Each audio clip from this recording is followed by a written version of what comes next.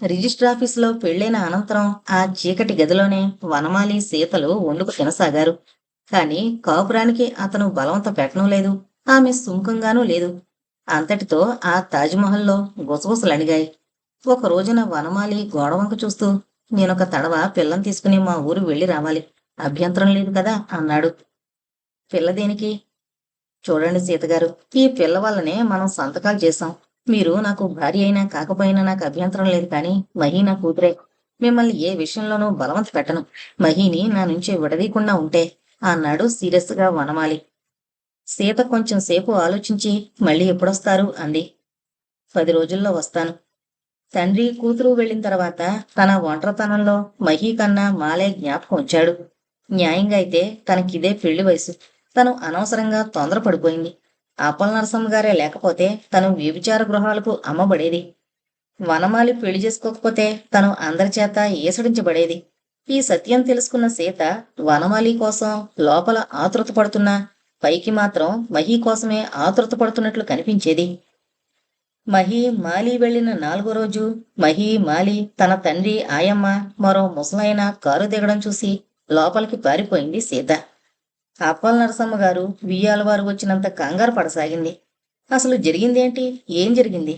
జరిగిందేంటంటే, కూతుర్ని ఎత్తుకుని ఊరికి వెళ్లిన వనమాలిని చూసి మేనమామ చాలా ఆనందపడి, ఈ అమ్మాయి ఎవర్రా అన్నాడు. నా కూతురే మావయ్య. మేనమామ కొన్ని క్షణాలు మాట్లాడలేదు. తర్వాత, అంటే నాకు తెలియకుండా ఇంత పెద్ద కూతుర్ని కన్నావన్నమాట. నేను కాదన్ను. భార్య ఏది అన్నాడు. సీత అక్కడే ఉంది మావయ్య. సీత పేరు బాగానే ఉంది. ఇంతకు ఎవరమ్మాయి అన్నాడాయన భయంగా. కస్తూరివారమ్మాయి.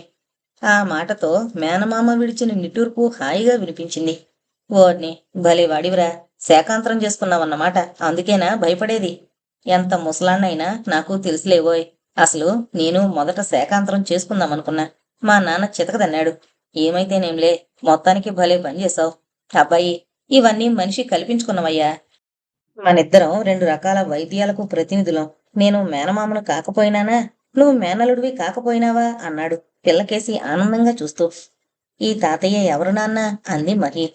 ఆ మాటకు ముసలాయన 10 నిమిషాలు పగలబడి నవ్వి ఆనందం పట్టలేక పిల్లనెత్తుకుని ముద్దులు పెట్టుకోసాగాడు. ఇక్కడికొక సమస్య తీరిందనుకున్నాడు వనమాలి. సీత పెట్లో నుంచి మహి తస్కరించిన ఫోటో, దాని వెనకనున్న అడ్రస్సు. మహి, మా అమ్మకి నాన్నున్నాడు. నాన్నాయ్ అన్న మాట అతనికి గుర్తొచ్చి నవ్వుకున్నాడు. నిజానికి మహి కోసం, సీత కోసమే తను పెళ్లి చేసుకున్నాడు. సీత తండ్రి లక్ష్మీనారాయణ గారి డబ్బు కోసం మాత్రం కాదు. మేనమామను ఎలా అయినా మామగారి దగ్గరకు పంపాలి. అప్పటి వరకు నిజానికి సీత తన భార్య కాదు. తను ఈ వృద్ధులందర్నీ భ్రమలో ఉంచితేనే వాళ్ళు ఆనందంగా ఉంటారు. పెట్టె తీసి మామగారి ఫోటో బయటకు తీసి మేనమామకిస్తూ, ఒక్క తడవ నువ్వు ఈయన దగ్గరకు వెళ్ళి రావాలి మామయ్య. ఆయన కూడా కన్విన్స్ అయితే నాకు సగం బాధ్యత తగ్గుతుంది. ఈయన, వీడు లక్ష్మీనారాయణ కదూ, వీడి కూతున్నా నువ్వు పెళ్లి చేసుకుంది. ఓరి వీడు చాలా ఫార్వర్డు. మీ అత్తగారు శాకాంతరమే. ఇందాకటి నుంచి ఆలోచిస్తున్నాను, ఈ పిల్లని ఎక్కడ చూశానా అని. అచ్చం మహేశ్వరమ్మ పోలికలతో ఉంది. నా పేరు మహేశ్వరి అంది సీరియస్ గా మహి, అమ్మ తెగించినందుకు ఉడుక్కుంటూ. అయితే ఇంకేం, అత్తగారి పేరే పెట్టుకున్నావన్నమాట. అసలు మీ అత్తగారికి పిల్లలు పుట్టకపోతే నేనేనయ్యా మందిచ్చింది. అప్పుడు మీ ఆవిడ పుట్టింది అన్నాడు. అయితే మావయ్య, నువ్వు ఆయన్ని ఎరుగుదు అన్నమాట అన్నాడు వనమాలి సంతోషాన్ని అణుచుకుంటూ. ఎరకపోవడమేమిటి? వాడిది గడ్డిపాడు. ఇప్పుడు ఆ ఊరిని గడ్డిపాడంటే మీ మామయ్య కరుస్తాడు. ఆ ఊరు విలువిద్యకు ప్రసిద్ధి. 20వ శతాబ్దంలో కూడా ఆ ఊళ్ళో ఆ విద్య ఇంకా ఉంది. మీ మామగారు చాలా సంపన్నుడోయ్. తెగ సంపాదించాడనుకో.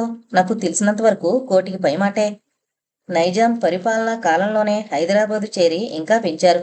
అయితే ఇప్పుడు నువ్వు కోటీశ్వరుడు అన్నమాట. అయితే మరిచాను. ఆయనకు కూడా తెలియకుండా చేసుకున్నారేంటి? నన్ను గురించి శాఖాభేదమే కాస్త భయపడ్డావనుకో.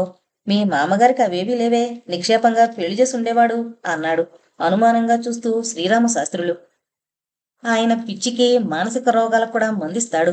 అందుచేత తన మనస్సు కూడా ఎక్కడ చదువుతాడో అని వనమాలి భయపడి, అదో కదలే మావయ్య, ముందు నాకు పిల్లకు కాస్త ప్రసాదం పెట్టే ఏర్పాటు చేయించు. ఆ మాటతో ముసలాయన వంటింట్లోకి వెళ్లి వంట చేస్తున్న ఒక విగత కేసినితో తొందరగా కానివ్వమని చెప్పొచ్చాడు. ఈలోగా వనమాలి కథ ఆలోచించేశాడు. మహి తండ్రిని మార్చి తాతని, తాతను మార్చి తండ్రిని చూస్తోంది. మహి మాటల పోగు. తను చెబుతున్న కథంతా అబద్ధమని చెప్పినా చెప్పగలదు. అందుకని చూడమ్మా, ఆవు దొడల దగ్గర ఆడుకో, పెద్దవాళ్ళు మాట్లాడుకుంటుంటే వినకూడదు అని పంపేశాడు. అసలు ఆ పిల్లకు ఆ చీకటి గుహలోంచి ఈ పచ్చని పల్లెటూరికి రావడం హాయిగా ఉంది. ఈ ఎత్తు అరుగులు, ఆవు దూడలు, మామిడి చెట్టు మీద చిలకలు రమ్మని పిలుస్తున్నాయి. బాణంలా పరిగెత్తుకుని వెళ్ళింది. వనమాలి కథను మొదలుపెట్టాడు. అది కథేనని తనకు తెలుసు. అయినా తప్పదు. పొరపాటున వీళ్ళమ్మతో స్నేహం కలిసింది మావయ్య. స్నేహం అంటే అర్థమైంది లేవయ్యా. వయసులో ఉన్నవాళ్ళు మడిగట్టుకుంటారా? పెళ్లి చేసుకున్నావు కదా, పిల్లను కూడా కంటివాయే. ఇహ ఇప్పుడు నసగడం ఎందుకు? అప్పుడే 5 ఏళ్లు దాటిపోయినాయి. ఇప్పుడు నసుగెందుకు గాని ఆ అమ్మాయిని తీసుకురాకపోయావా? ఇది పల్లెటూరు కదా, నీకు చెప్పకుండా నేను ఏ పని చేయలేను. అందుకని నాకు చెప్పకపోతే పోయావు గాని లక్ష్మీనారాయణ కూతుర్ని చేసుకోవడం మహా గొప్ప పనోయ్. ఇప్పుడు ఇంతకు నీ గొడవేంటి? మీ ఇద్దరికీ పడ్డం లేదా? అదేం లేదు మామయ్య.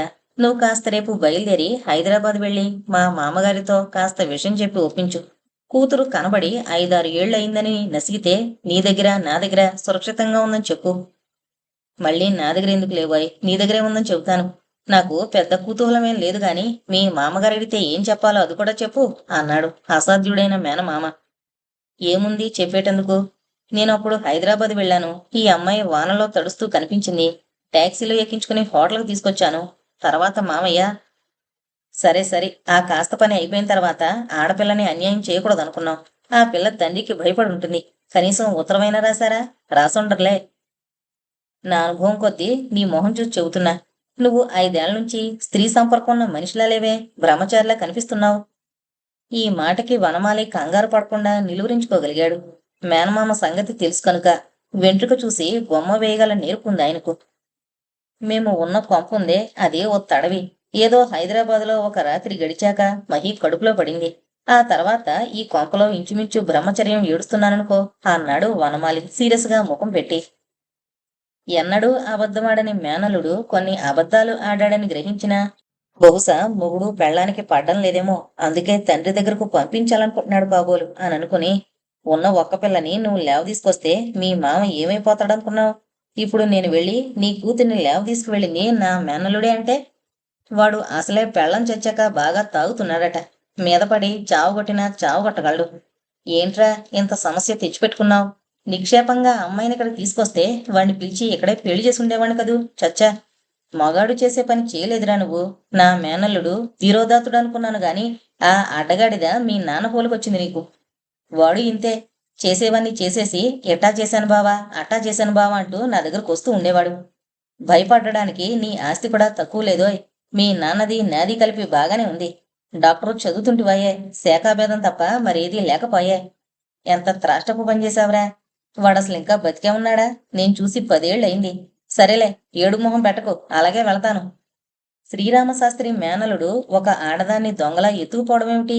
దర్జాగా తెచ్చి పెళ్లి చేసుకోవాలి గాని. వనమాలి పేరు పాడు చేసావు కదరా. కృష్ణ పరమాత్ముడి పేరు నీకు పెడితే ఇదా నువ్వు చేసే పని? సర్లే, వెళ్ళొస్తాను. అయితే విమానంలో వెళ్ళు మావయ్య అన్నాడు మరిన్ని చివాట్లు పెట్టకుండా జాగ్రత్త పడుతూ. 5 ఏళ్ల నుంచి లేని తొందర ఇప్పుడు ఎందుకొచ్చిందయ్యా? తొందరే మావయ్య, పిల్లని తల్లిని అక్కడ వదిలిపెట్టి విదేశాలకు పై చదువులకు వెళ్ళాలి కదా. నీ కోరిక ప్రకారం గొప్ప సర్జన్ అవ్వాలి కదా. సరే సరే సరే, అలాగే వెళ్తా. రేపు బెజవాడలో ఆ విమానం ఎక్కించు అన్నాడు శ్రీరామశాస్త్రి. బెజవాడ కాదు, గన్నవరంలో విమానం ఎక్కాలంటే నాకు తెలిసిలేవోయ్ అంటాడు. లేదా తన వివాహ చర్చలో దిగుతాడు. ఎందుకైనా మంచిది. ఈ అతి తెలివిగల ముసలాయన్ని పలకరించకుండా ఉండడమే బేషైన పని అని నిర్ణయించుకున్నాడు వనమాలి. ఇంతలోనే మహి ఆకలంటూ వచ్చింది. మా అమ్మకదే, రామ్మరా అంటూ ఆ పిల్లతో ఆటల్లో పడిపోయాడు ముసలాయన. ఆ క్షణాన తన మేనలుడి రక్తం ఆ పిల్లలో లేదని తెలిస్తే గుండె ఆగిన ఆగచ్చు. అందుకే వనమాలి మౌనంగా చూస్తూ ఉండిపోయాడు. ఆయన వైద్యశాస్త్ర రీత్యా క్షేత్రం కంటే బేజానికి ప్రాధాన్యం. తనిప్పుడు దానికి వ్యతిరేకంగా చేస్తున్నాడని ఆయనకి ఎప్పటికీ తెలియకూడదు. ఆ మరు రోజు శ్రీరామశాస్త్రి విమానం ఎక్కాడు గన్నవరంలో. విమానం సుమారు 45 నిమిషాల్లో హైదరాబాదు చేరుకుంది. అక్కడ్నుంచి ఆటో వేసుకుని తన స్నేహితుడి ఇంటికి వెళ్ళాడు. ఈజీ చైర్లో కూర్చుని ఆలోచిస్తున్న లక్ష్మీనారాయణ ఆ ఇంటి యజమానిలా లేడు. ఎవరో కాంతిసీకుళ్లా ఉన్నాడు. తనను చూసి నమ్మలేక, నువ్వేనా శాస్త్రి, నువ్వే అన్నాడు. ఇదేంటోయ్ ఇలా అయిపోయావు? మహేశ్వరమ్మ పోయినప్పుడు వద్దామనుకున్నాను గాని రాలేకపోయాను. ఆ దిగులే నిన్నెంతగా కుంగదీసిందా?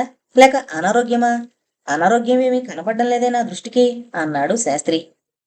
చావు పుట్టుకలు దైవాధీనం. కాని చూస్తూ చూస్తూ నా కూతురులాంటి కూతురు ఎవరికీ పుట్టకూడదోయ్. 6 సంవత్సరాలు దాటిపోయింది. నా కూతురు ఏమైపోయిందో నాకు తెలీదు. నీకు జ్యోతిష్యం వచ్చు కదా, అసలు బతికుందో లేదో చెప్పగలవా అన్నాడు లక్ష్మీనారాయణ దీనంగా. రామశాస్త్రి అతని దైన్యానికి చాలా జాలిపడి, నీ కూతురు ప్రస్తుతం నాకు కూడా కూతురయిందయ్యా అన్నాడు. ఏంటి, బతుకుందా? లేకపోతే నీకు మతిపోయిందా? వైద్యుణ్ణి, నాకు మతి పోలేదోయ్. నువ్వు కోపడకుండా ఉంటే కొన్ని విషయాలు చెప్పాలి. చెప్పు, తొందరగా చెప్పు. నా ప్రాణాలు గాల్లో కలిసిపోకముందే చెప్పు. స్థిమితపడు, ముందు మందు వేసుకో.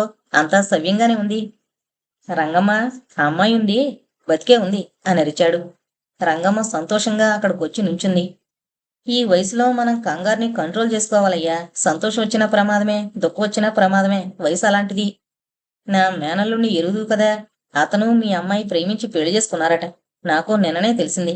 మీ ఆవిడ పోలికలతో వాళ్లకు 5 ఏళ్ల కూతురు కూడా ఉంది. నీకు నాకు చెప్పనందుకు వాళ్ళిద్దరూ భయపడి దాక్కున్నారు. ఇది నాకు తెలిసిన వార్త. అరే అరే రంగమ్మగారు, ఏంటి వీడిట్లా పడిపోతున్నాడు? ఏవి కాసిని నీళ్ళలా తీసుకురండి. 4 నిమిషాల్లో లక్ష్మీనారాయణ గారు తేరుకున్నారు. ఇది కల కాదని నిజమని ఆయన తెలుసుకున్నాడు. ఎదురుగుండా శ్రీరామశాస్త్రి తనకు శైత్యోపచారాలు చేస్తూ బ్రహ్మఋషిలా కూర్చునున్నాడు. ఆయన కళ్ళు విప్పడం చూసి, పంతులు, ఎంత పిచ్చివాడురా, శుభవార్త తీసుకొస్తే ఇలా అయిపోతారా ఎవరన్నా అన్నాడు రామశాస్త్రి. శుభవార్త అయితే నేననుకున్నదంతా తప్ప? తనలో తనే గొణుకుంటున్నట్టుగా అడిగాడు లక్ష్మీనారాయణ. నువ్వు ఏమనుకున్నావో నాకు తెలియదు గాని, ఆమె ఏం చేసిందో అది తెలీదు గాని, ఇప్పుడు మాత్రం ఆమె నా మేనల్లుడి భార్య. వాళ్ళ అమ్మాయి పేరు నీ భార్య పేరే. ఒరే తాత, నీకెందుకు ఆలోచిస్తావు? గతం గతః, మర్చిపో అన్నీను. బాహ్యంగా కనిపిస్తున్న దానికే మనం ప్రాధాన్యమివ్వాలి గాని ఆంతరంగికమైన కొన్నింటిని వదిలిపెట్టేయాలి. లౌకికుడువు, నీకు నేను చెప్పాలా? ఏం జరిగింది, ఎలా జరిగింది అని ఆలోచించుకో. ఎలాగో జరిగింది, అది శుభం. శాకాంతర వివాహం నీకు అభ్యంతరం లేదు కదా. నాకు అభ్యంతరం అని వాళ్ళు దడిశారట. నాకు లేదు ఆ అభ్యంతరం. అసలు ఈ శాఖలన్నీ ఇటీవలొచ్చినాయి. ప్రస్తుతం నీ అల్లుడు మనవరాలు నా దగ్గరున్నారు. ఆ అమ్మాయి ఒకతే విశాఖపట్నంలో ఉన్నదట. అసలు ఇది సంభవమేనా? సంభవమేనయ్యా. సీతమ్మ వారిని రావణాసురుడు ఎత్తుకుపోతే శ్రీరామచంద్రమూర్తి ఆయన్ని చంపి తన భార్యను తను తెచ్చుకోలేదు. ప్రస్తుతపు ఈ సొసైటీ 20 చేతుల 10 తలల పాపిష్టిది. అందులో ఏదో ఒక తల, ఒక చెయ్యి ఆడపిల్లల్ని అవమానించడానికే చూస్తుంటాయి. మా వనమాలి సాక్షాత్తు శ్రీరామచంద్రుడే. ఆ చేతిని తలని ఖండించగల నేర్పున్నవాడును. నాకు 1,00,000 అనుమానాలు వచ్చాయిరా. కాని అడిగి వాళ్లను కష్టపెట్టినందుకు వచ్చే ఫలమేముంది? ఇంతటి ఆస్తి ఏ అనాథ శరణాలయానికో ఇచ్చేలేం కదా మనం. మావాడు పై చదువులకు ఫారెన్ వెళతానంటున్నాడు. నీ పిల్లని మనవరాల్ని నువ్వు తెచ్చుకుంటే సరే, లేకపోతే నా దగ్గరుంటారు. అసలు నేను కూడా ఆ చిన్నపిల్లను వదిలి ఉండలేననిపిస్తోంది. మనకు పొద్దు పడమటికి తిరిగిందయ్యా. టార్చ్ లైటు మనకు అవసరం. అందుకే అపుత్రస్య గతిర్నాస్తి అంటారు. బతికొండగా దిక్కుమాట అలా ఉంచి మరణానంతరం మరో జన్మకి చోటు కావాలి. చూడు, మనిద్దరం నీ మనవరాలి కడుపున పుడదాం లేవోయ్. దీని వెనకాలన్న ఫిలాసఫీ అంతా నీకెందుకు గాని కాస్త మాట్లాడు, ఆ చూపులు మానేసి అన్నాడు శ్రీరామశాస్త్రి. రాముడు, ఇదంతా నువ్వు నిర్మించిన స్వర్గంరా. మా మహేశ్వరికి పిల్లలు లేకపోతే నీ ముందు వల్ల సీత పుట్టింది. ఒక రోజున సీత మాయమైంది. అగ్నిపునీతైన సీతలా మా సీత మీ ఇంటికొచ్చిందని నువ్వు చెబుతుంటే వింటున్నాను. నువ్వు చెప్పినట్టు సీతని రావణాసురుడి బారి నుంచి రాముడు తప్పించాడు కదూ. ఆ కథకి నిజమైన అర్థం ఇదేనేమో. నీతో నిజం చెప్పకపోవడం మిత్రద్రోహం అవుతుంది.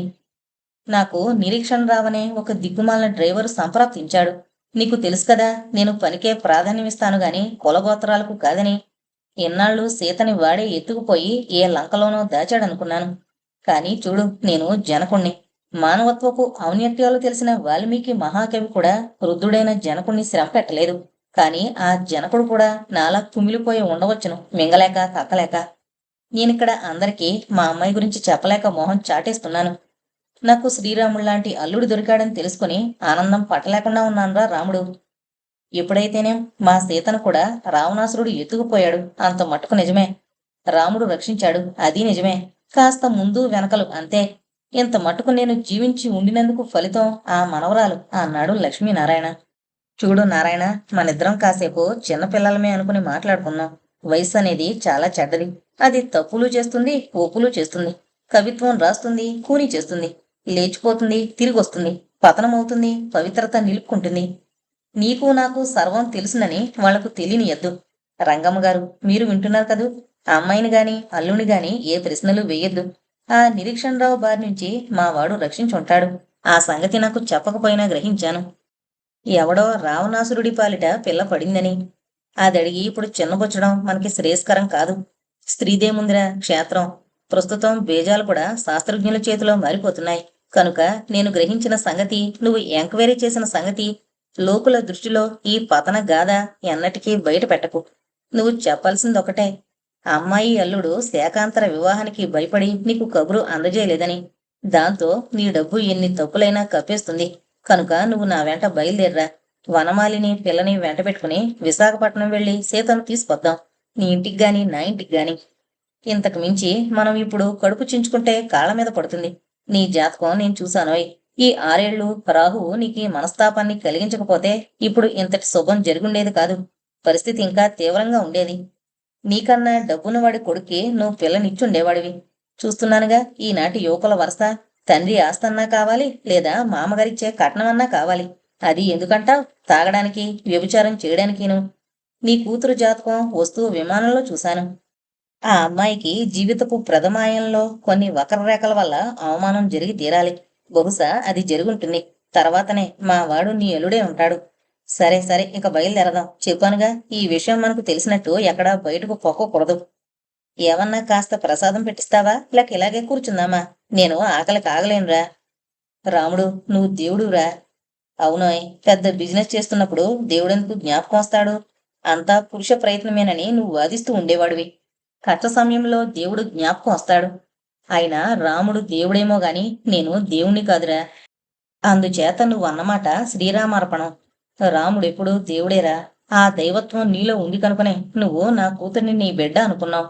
ఇవాళ ఉదయమే నేను నీ దగ్గరకు వచ్చి ఏడుద్దామనుకున్నాను. కారు డ్రైవ్ చేసే ఓపిక లేదు.